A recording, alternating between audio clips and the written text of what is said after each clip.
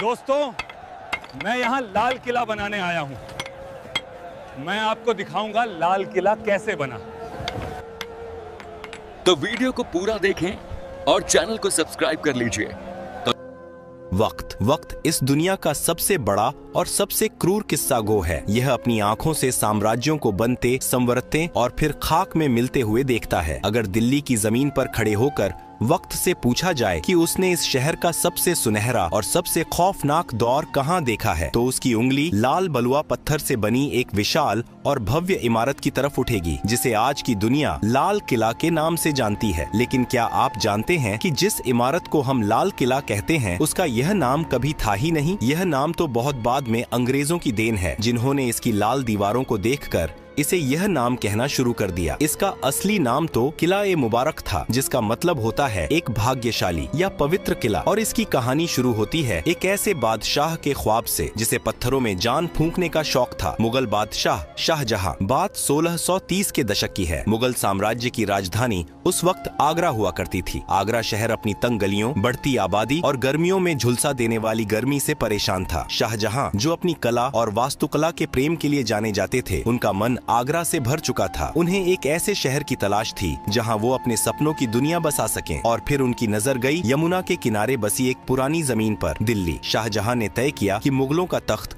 अब आगरा से दिल्ली जाएगा। 1638 में उन्होंने दिल्ली में एक नया शहर बसाने का हुक्म दिया, जिसे नाम दिया गया शाहजहानाबाद, जिसे आज हम पुरानी दिल्ली कहते हैं। और इसी शहर के बिल्कुल बीचों बीच यमुना नदी के ठीक किनारे नींव रखी गई दुनिया के सबसे आलीशान किले की, किला ए मुबारक की। इस किले को बनाने में पूरे 10 साल का वक्त लगा। उस्ताद अहमद लाहौरी, जिन्होंने ताजमहल का खाका तैयार किया था, उन्हीं के हाथों इस किले का नक्शा भी खींचा गया। 1648 में जब यह किला पूरी तरह से बनकर तैयार हुआ, तब शाहजहां दिल्ली में नहीं बल्कि अफगानिस्तान के काबुल में थे। जैसे ही उन्हें यह पैगाम मिला कि उनका सपनों का किला तैयार है, वो बिना कोई वक्त गवाए दिल्ली की तरफ चल पड़े। इस भव्य किले की बनावट में जो सबसे खास चीज थी, वो थे इसके दरवाजे। लाल किले के 2 सबसे मुख्य प्रवेश द्वार हैं, दिल्ली दरवाजा और लाहौरी दरवाजा। दिल्ली दरवाजा वह द्वार था जहां से निकलकर शाहजहां अक्सर जुमे की नमाज अदा करने जामा मस्जिद जाया करते थे। लेकिन किले का सबसे अहम और शाही दरवाजा था लाहौरी दरवाजा। इसका नाम लाहौरी इसलिए पड़ा क्योंकि इसका मुंह लाहौर शहर की तरफ खुलता था। मुगलों के द्वार में आगरा, दिल्ली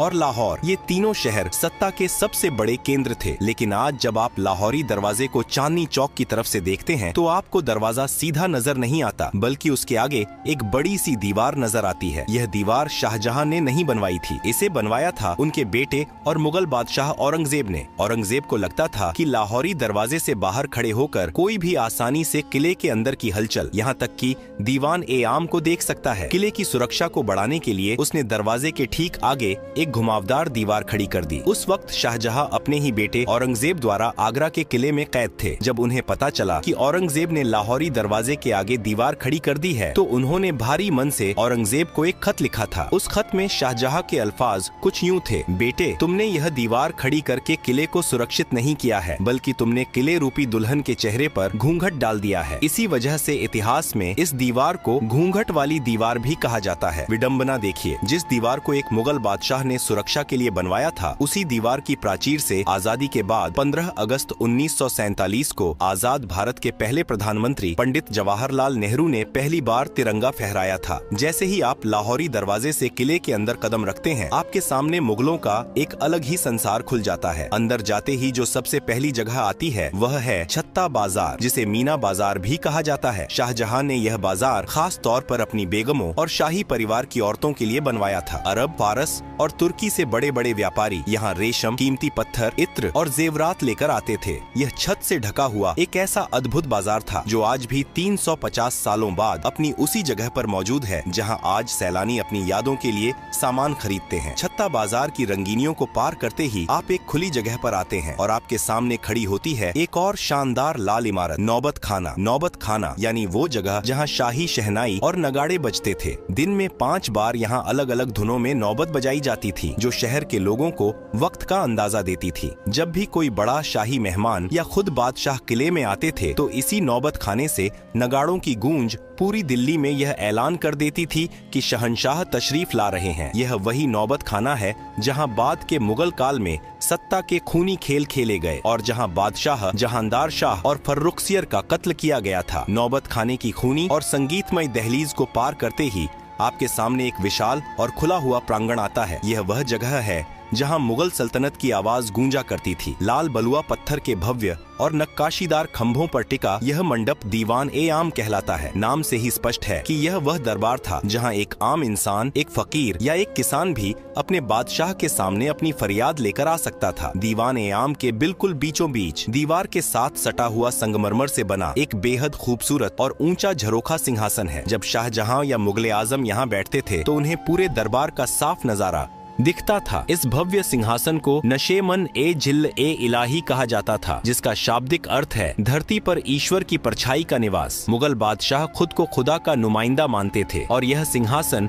उसी रुतबे का प्रतीक था। इस ऊंचे सिंहासन के ठीक नीचे संगमरमर का एक शानदार चबूतरा रखा हुआ है। यह वह जगह थी जहां वजीर-ए-आजम प्रधानमंत्री खड़े होकर अवाम की अर्जियां जोर जोर से पढ़ते थे और बादशाह सलामत ऊपर बैठकर अपना फैसला सुनाते थे। लेकिन दीवान-ए-आम के इस सिंहासन की सबसे अद्भुत चीज है इसके पीछे की दीवार। अगर आप कभी करीब से गौर करें तो इस काले संगमरमर की दीवार पर रंग बिरंगे कीमती पत्थरों को तराश कर बनाई गई एक ऐसी चित्रकारी है जिसकी मिसाल उस दौर में पूरी दुनिया में नहीं मिलती थी। पत्थरों के अंदर पत्थर जड़ने की इस नायाब कला को परचिनकारी कहा जाता है। इस बेमिसाल नक्काशी को एक मशहूर विदेशी कलाकार ने अपने हाथों से उकेरा था। इस दीवार पर पक्षियों, फूलों और यूनानी देवता की आकृतियाँ इतनी सजीव हैं कि लगता है जैसे पत्थर अब भी बोल पड़ेंगे। दीवान-ए-आम की इस आम दुनिया से निकलकर जब हम किले के और अंदरूनी हिस्सों की तरफ बढ़ते हैं तो वास्तुकला पूरी तरह बदल जाती है। लाल पत्थरों की जगह अब सफेद चमकता हुआ संगमरमर ले लेता है। यह मुगल साम्राज्य का सबसे सुरक्षित और खास इलाका था। दीवान-ए-खास, जैसा कि नाम से ही जाहिर है, यह बादशाह का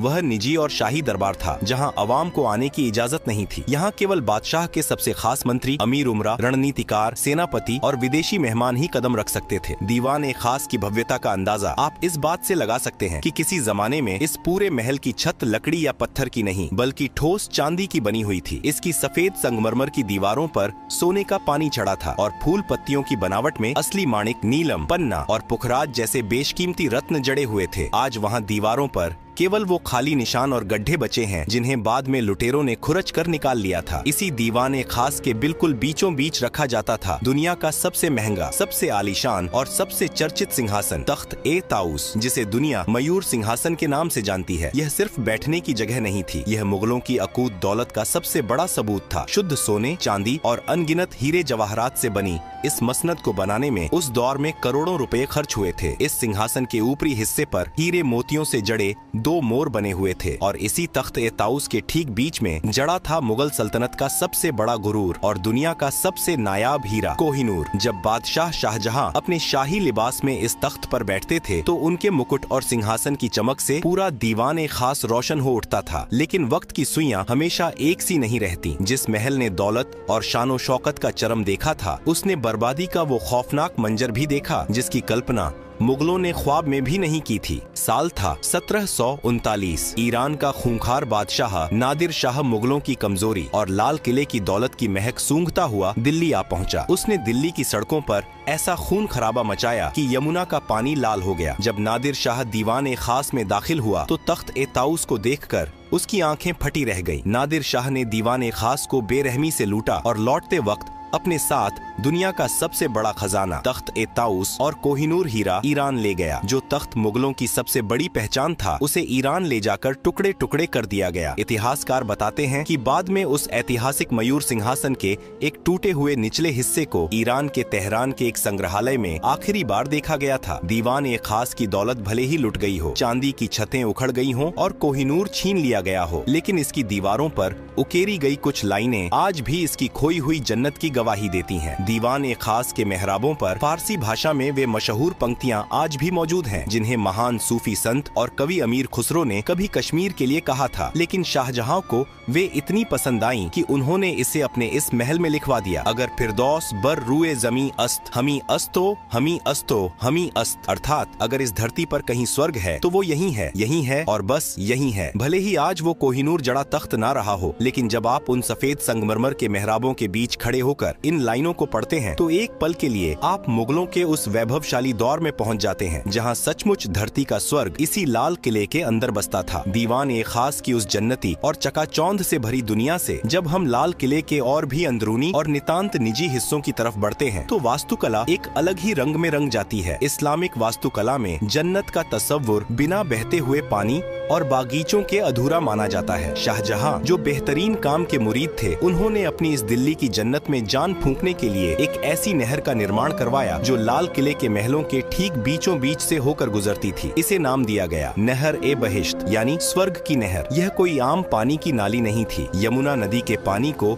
एक खास तकनीक से लाल किले के अंदर लाया गया था। यह नहर-ए-बहिश्त संगमरमर से बने महलों के फर्श के बीच से खूबसूरत फव्वारों और फूलों की क्यारियों को चूमते हुए गुजरती थी। दिल्ली की झुलसा देने वाली गर्मियों में जब यह ठंडा पानी महलों के अंदर बहता था तो पूरे महल की आबो हवा वातानुकूलित हो जाती थी। पानी के बहने की वह मधुर कलकल आवाज और फव्वारों से उठती खुशबू महलों के अंदर मानो जादू कर देती थी। नहर-ए-बहिश्त का पानी सबसे पहले जिस शानदार महल से होकर गुजरता था वो था मुगल हरम का सबसे रंगीन और खूबसूरत हिस्सा, रंग महल। नाम के ही अनुरूप यह रंगों का महल शाहजहां ने अपनी खास बेगमों, शहजादियों और शाही परिवार की औरतों के लिए बनवाया था। इस महल के बीचों बीच संगमरमर का एक बेहद खूबसूरत कमल के आकार का फव्वारा था, जिसमें जब नहर-ए-बहिश्त का पानी गिरता था तो वह किसी खिले हुए फूल सा लगता था। रंग महल की छतों और दीवारों पर शीशे और बेशकीमती पत्थर इस तरह जड़े गए थे कि रात के वक्त जब यहाँ मोमबत्तियां जलाई जाती थीं, तो पूरा महल तारों भरे आसमान की तरह झिलमिला उठता था। लेकिन वक्त का सितम देखिए, जिस रंग महल में कभी मुगल शहजादियों की पायलों की झंकार गूंजती थी और इत्र की महक हवाओं में तैरती थी, 1857 के गदर के बाद जब अंग्रेजों ने लाल किले पर कब्जा किया तो उन्होंने इस नायाब महल को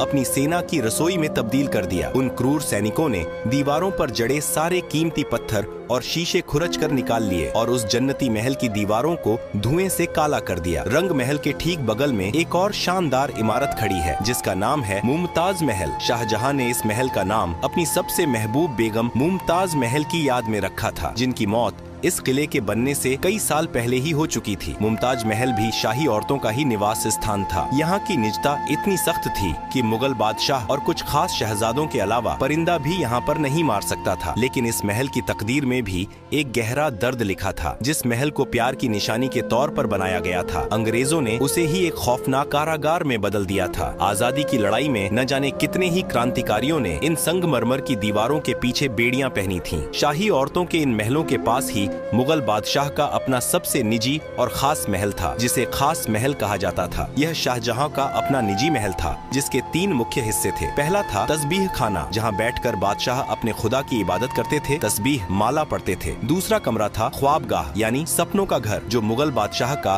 निजी शयन कक्ष था। और तीसरा हिस्सा था बड़ी बैठक, जहाँ बादशाह अपनी फुर्सत की घड़ियों में आराम फरमाते थे और अपने सबसे करीबियों के साथ वक्त बिताते थे। इमारतों की इन भूल भुलैया से निकलकर जब आप किले के उत्तरी हिस्से में जाते हैं तो वहाँ मुगलों का एक विशाल और जन्नत नशीम बागीचा हुआ करता था, जिसे हयात बख्श बाग कहा जाता था। फारसी में हयात बख्श का मतलब होता है जिंदगी देने वाला बाग। आज भले ही वहाँ सिर्फ घास के खाली मैदान बचे हैं, लेकिन एक दौर था जब यहाँ रंग बिरंगे और खुशबूदार फूलों के गलीचे बिछे रहते थे और बीच बीच में फव्वारे नाचते थे। इसी हयात बख्श बाग के दोनों सिरों पर 2 बिल्कुल एक जैसी दिखने वाली संगमरमर की इमारतें मंडप आमने सामने खड़ी हैं। लाल किले के पूरे इतिहास में इन 2 इमारतों का नाम सबसे अनोखा है। मुगल दौर में जहां हर इमारत का नाम फारसी भाषा में रखा गया था, जैसे दीवान-ए-आम, नौबत खाना, वहीं इन 2 इमारतों का नाम शुद्ध हिंदी या हिंदुस्तानी महीनों के नाम पर रखा गया, सावन और भादो। क्या आप जानते हैं कि इनका यह नाम क्यों पड़ा? मुगलों को बारिश के मौसम से बेइंतहा मोहब्बत थी। सावन और भादो मानसून के वो 2 महीने हैं जब भारत में झमाझम बारिश होती है। इन दोनों मंडपों के अंदर एक ऐसा जादुई जल प्रणाली बनाया गया था कि जब नहर का पानी छत से होकर नीचे गिरता था तो ऐसा लगता था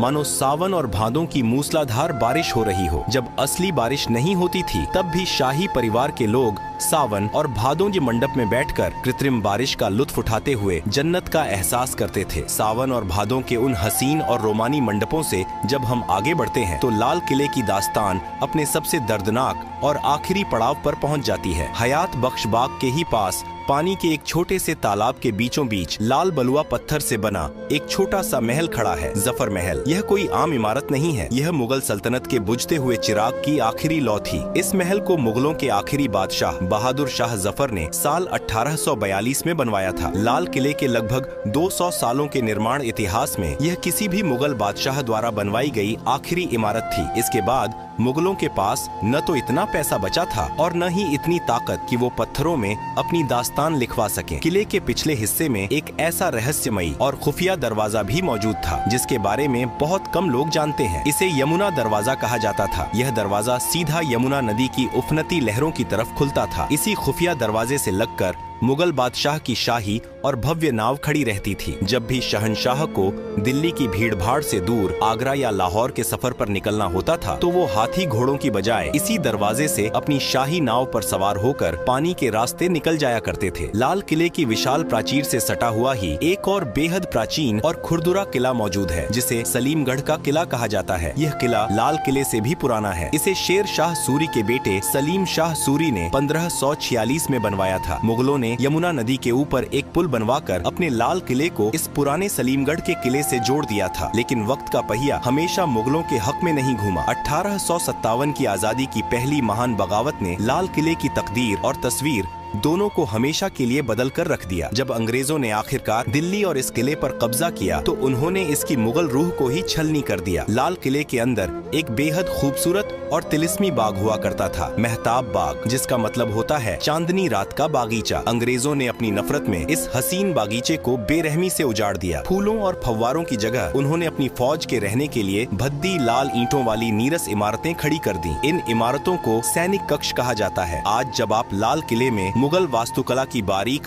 और रेशमी नक्काशी के ठीक सामने अंग्रेजों की बनाई इन चौकोर अंग्रेजी वास्तुकला की इमारतों को देखते हैं तो दोनों के बीच का अंतर चीख चीख कर मुगलों के पतन और अंग्रेजों के जुल्म की गवाही देता है। अंग्रेजों ने लाल किले के लगभग 80% शाही महलों और बागीचों को नष्ट कर दिया था। लेकिन लाल किले के इतिहास का सबसे स्याह और रुला देने वाला दिन वह था जब इसी किले के अंदर, जहाँ कभी मुगल बादशाहों का एक इशारा पूरी दुनिया का कानून हुआ करता था, वहीं भारत के आखिरी बादशाह बहादुर शाह जफर को एक मुजरिम की तरह खड़ा किया गया। अंग्रेजों ने उन पर 1857 की क्रांति का सरगना होने का मुकदमा चलाया। विडंबना देखिए, जिस दीवान ए खास में बैठकर उनके पुरखे शाहजहां और औरंगजेब दुनिया भर के बादशाहों का इस्तकबाल करते थे, उसी महल में 82 साल के बूढ़े जफर को उनके ही वतन में देशद्रोही करार दे दिया गया। सजा के तौर पर अंग्रेजों ने इस बूढ़े बादशाह को काले पानी की सजा देकर हिंदुस्तान से निकाल दिया और पड़ोसी देश के रंगून शहर में कैद कर दिया। एक बादशाह जिसके पुरखों ने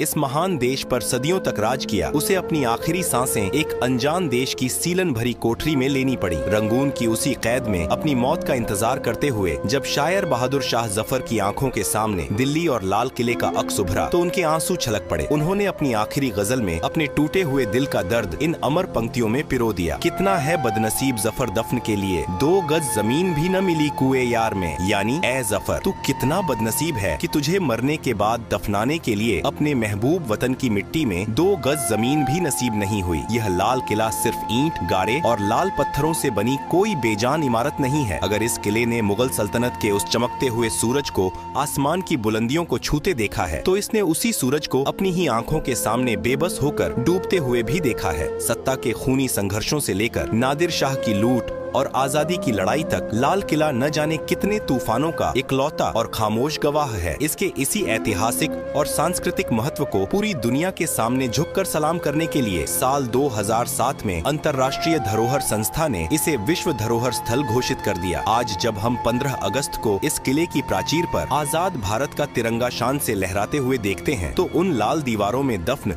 इतिहास की अनगिनत कहानियां खामोशी से हमें देख रही होती हैं और मानो कह रही होती हैं, वक्त से बड़ा कोई शहंशाह नहीं होता।